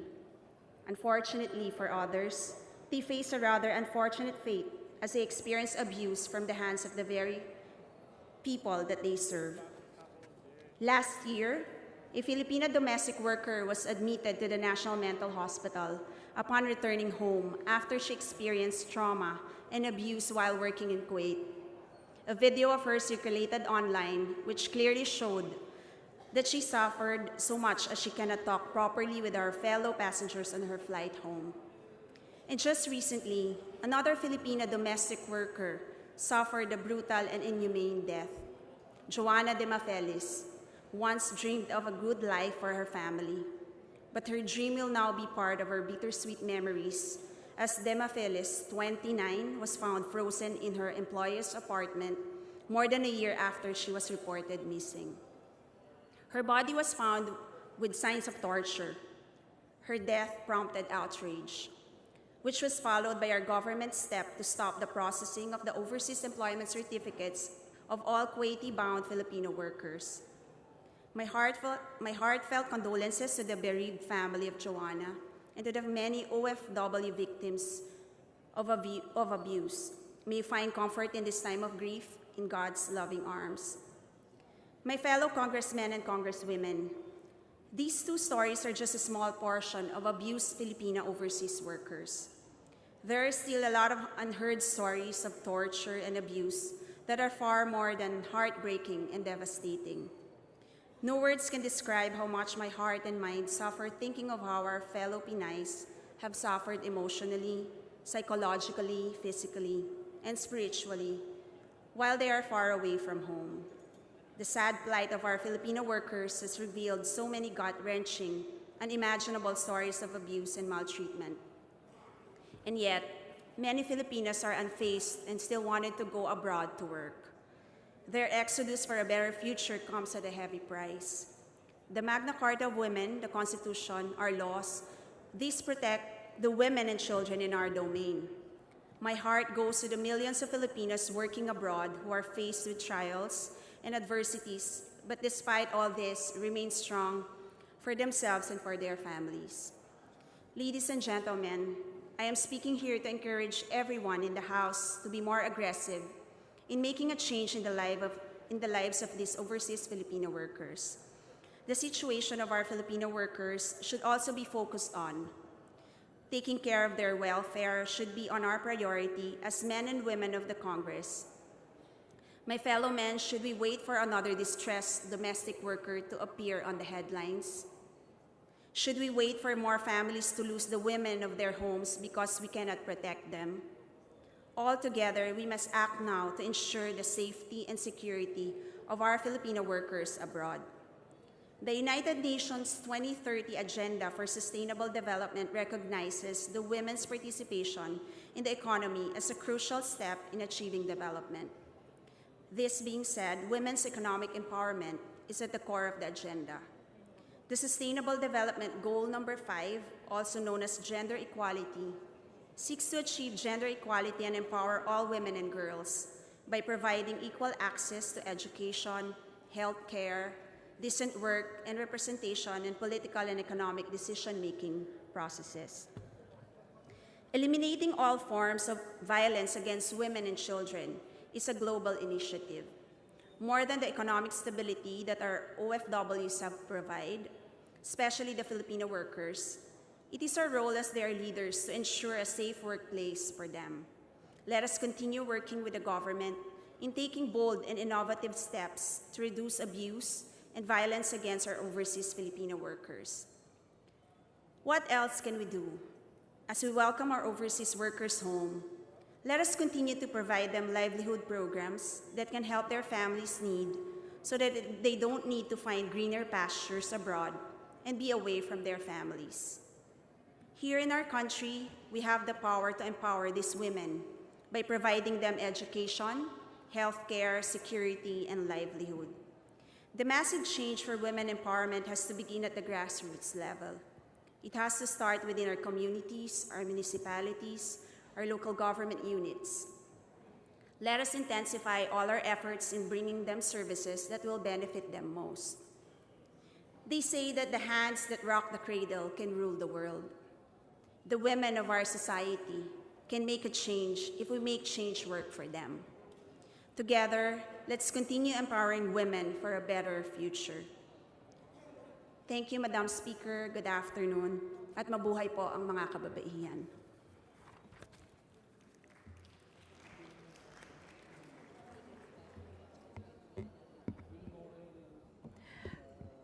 Madam Speaker, I move that we refer the speech of the Honorable Alonte to the Committee on Rules. The speech of Honorable Alonte is referred to the Committee on Rules. Madam Speaker, I move that we suspend the session for a few minutes. The session is suspended.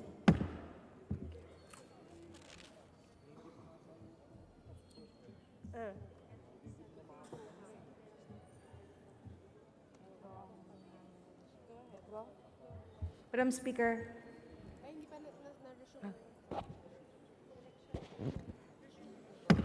The session is resumed. Majority Floor Leader is recognized.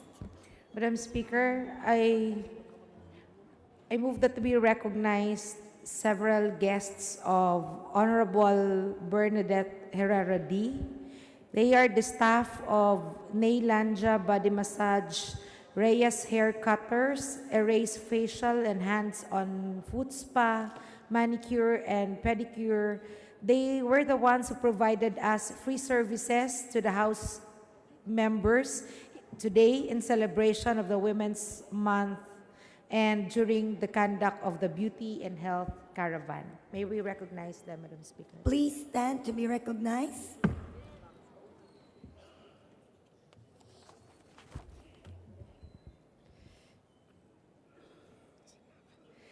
Madam Speaker, I move that we recognize the Honorable Emmy De Jesus of Party List Gabriela to avail of the privilege hour.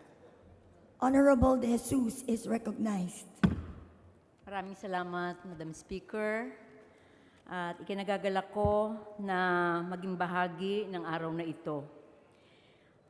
Ilang araw na lamang muli natin gugunitain ng buong mundo ang Marso 8, ang pandaigdigang araw ng kababaihan. Tiyak kong makakarinig na naman tayo ng mga papuri sa mahalagang papel ng mga kababaihan sa nation building. Maririnig natin kung paano napakahusay ng mga kababaihan sa kabila ng mga limitasyong itinatakda ng lipunan. Itatambol ang mga programang para sa kapakinabangan ng kababaihan.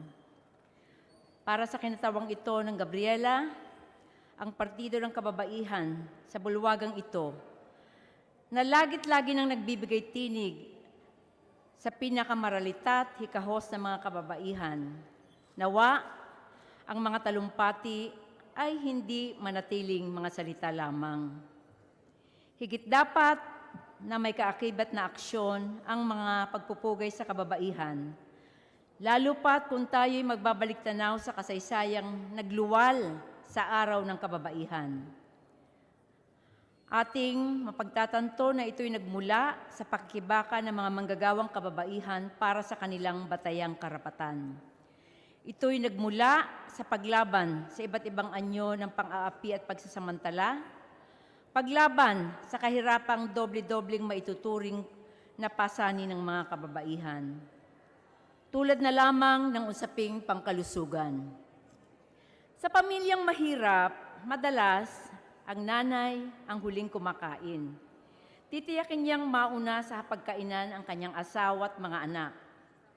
Hindi nakakagulat na maraming ina ang malnourished, mahina ang pangangatawan at vulnerable sa pagkakasakit. Kapag ang ina naman ang may karamdaman, halos hindi niya ito papansinin sa panghihinayan sa haharaping gastusin.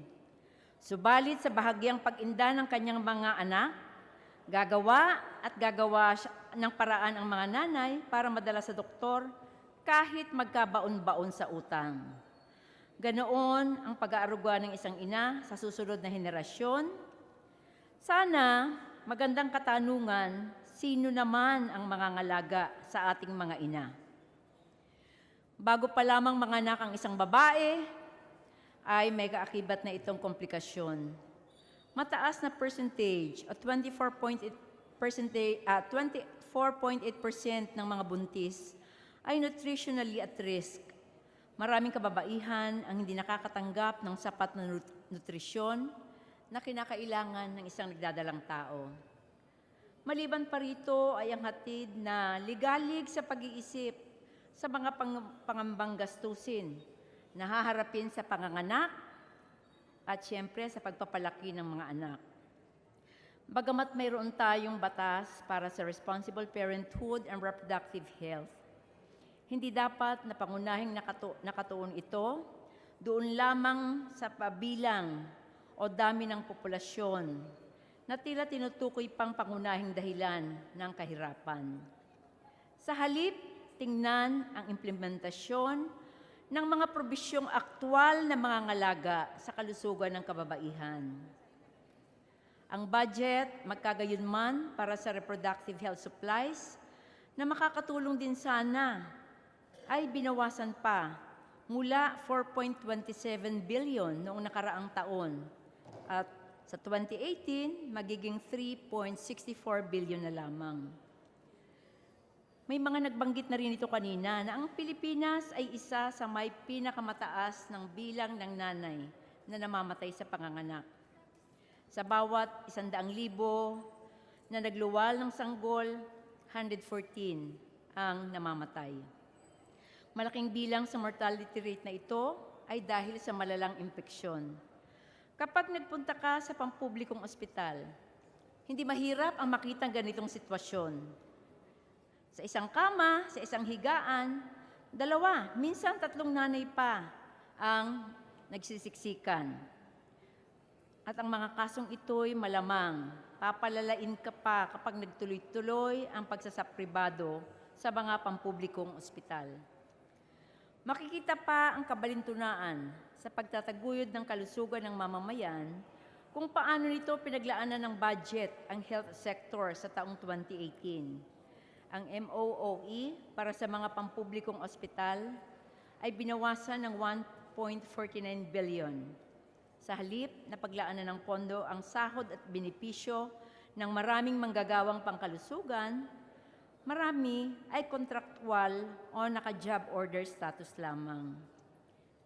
Ang paglalaan ng malaking pondo sa isang insurance na katulad ng PhilHealth ay pinatunayan na maraming limitasyon sa kanyang 2 dekadang implementasyon. Hindi ba't napakaganda sana kung ang eskema ay ang maghahatid ng libre, angkop, batayan at kagyat na serbisyong pangkalusugan sa mamamayan. Maituturing na sa isang matinding krisis ang kalagayang pangkalusugan sa ating bansa at kapos na kapos ang kakayahan nitong tugunan at harapin ang pagkakasakit ng maraming kababaihan. Ang matinding krisis pangkalusugan sa ating bansa ay nailantad dito sa isang kaso ng fiyasko sa bakuna na walang pag-iingat na ipinatupad ang mabilisan at maramihang pagbibigay. Sana maunawaan natin anong klaseng ligalig at pagkataranta ang dala nito sa mga nanay ngayon. Walang pagdadalawang isip na sinunggaban ng mga pamilyang mahihirap ang libreng bakuna sa pag-aakalang makakatulong ito sa kanila. Subalit ngayon, hindi na sila mapakali. Maya-maya, pinapakiramdaman kung ang anak ba'y nanghihina, may sinat o masakit ang tiyan. Mahigpit na tagubili ng Department of Health ang panatilihing malusog at malakas ang resistensya ng mga bata at ng buong pamilya. Pero alam natin, ang pagsirit at patuloy na pagtaas na dulot ng bagong batas kaugnay ng dagdag na tax para sa ating mga mahihirap na pamilya. Di na natin kailangang ulit-ulitin na mahirap ang mayorya ng populasyon sa Pilipinas. Di na rin natin kailangang ulitin pa na mas matindi ang kahirapan sa mga kababaihan. At alam na natin na sa kasalukuyang lipunan ay maraming realities which we should lead us to action. Sa pagbibigay pugay natin sa mga kababaihan, sa ating mga ina, isulong natin at ipaglaban ang healthcare na comprehensive at pro-poor. Maraming salamat at magandang hapon.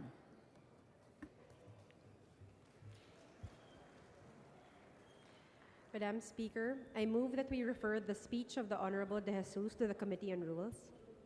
The speech of Honorable De Jesus is referred to the Committee on Rules. Madam Speaker, I move that we suspend the session for a few minutes. The session is suspended.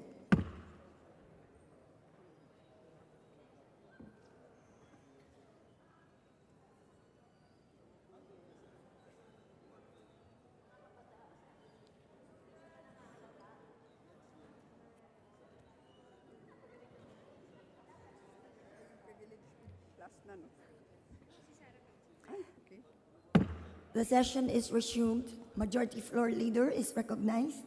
Madam Speaker, there being no other members who wish to avail of the privilege hour, I move that we close the privilege hour. Is there any objection? The chair hears none. The motion is approved. The privilege hour is hereby closed.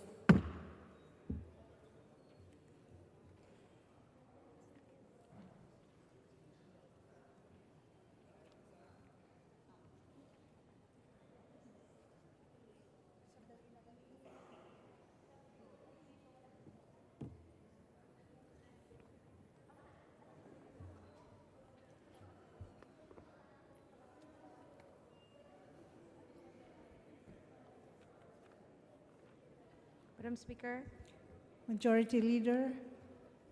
may we recognize the guests of Honorable Sarah Jane Elago, some student leaders who are here with us today, Mr. Raul Daniel Manuel, Shari Oliquino, Isaac Punzalan, Regine Guevara, and Marie Cris de Guzman. Welcome to the House of Representatives.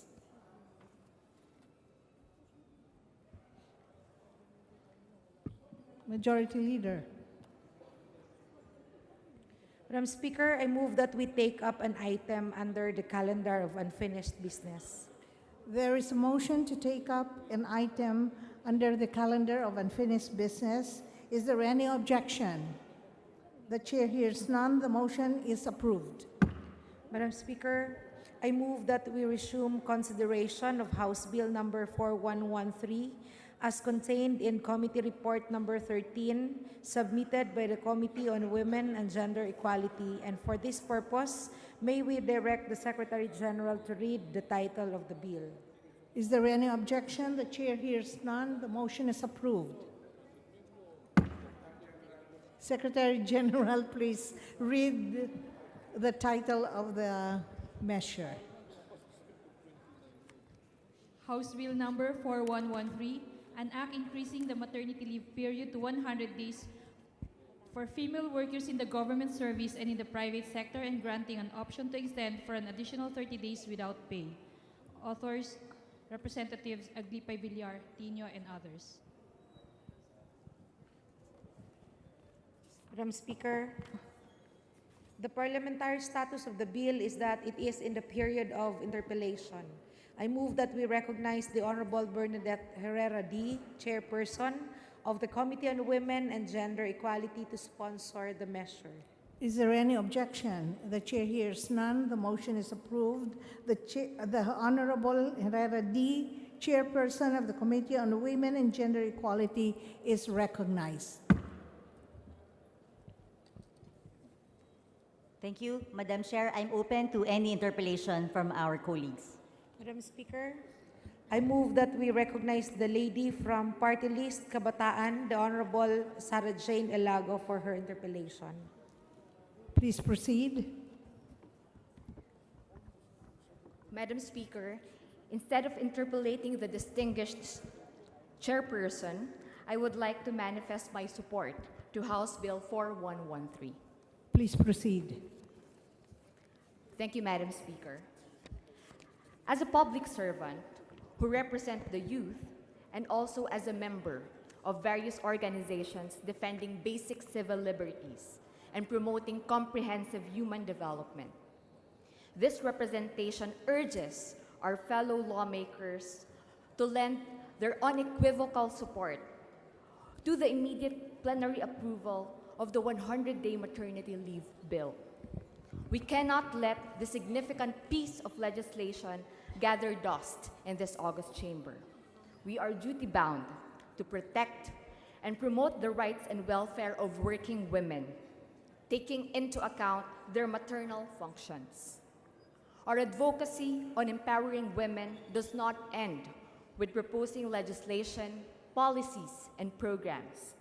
We must speak up and act even outside the confines of Congress. Along with the pursuit of the welfare for working women is the struggle for job opportunities, decent, equal pay, and safe working conditions. Intensified contractualization, coupled with gender discrimination in the workplace, easily target women workers and push them to further destitution. Ang panawagan para sa karapatan at kagalingan ng mga kababaihan na manggagawa, Madam Speaker, ay panawagan para sa hustisya. We must persist and stand beside their interest. Let us create more spaces where we can foster an enabling environment for working women, especially the marginalized and oppressed. Sa lahat ng mga kabataan, sa ating mga kababayan, Madam Speaker, let us make our mothers proud. Together, let us make our inang bayan proud. Maraming salamat at isang mapagpalayang araw sa lahat. Madam Speaker.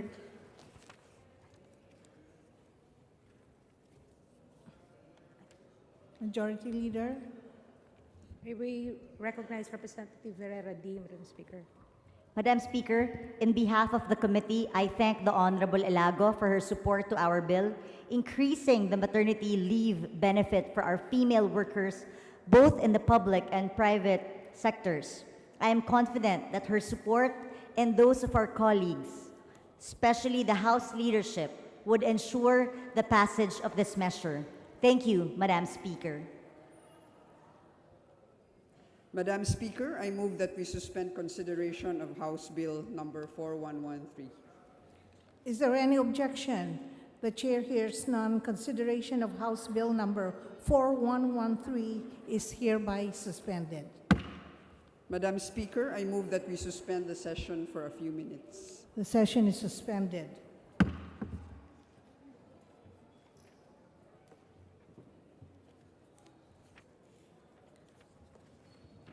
The session is resumed. The Majority Floor Leader.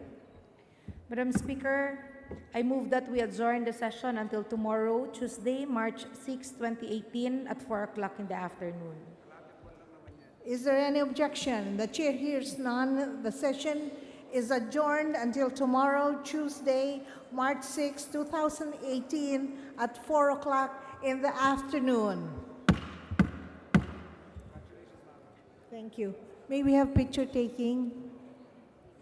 All the ladies in the gallery.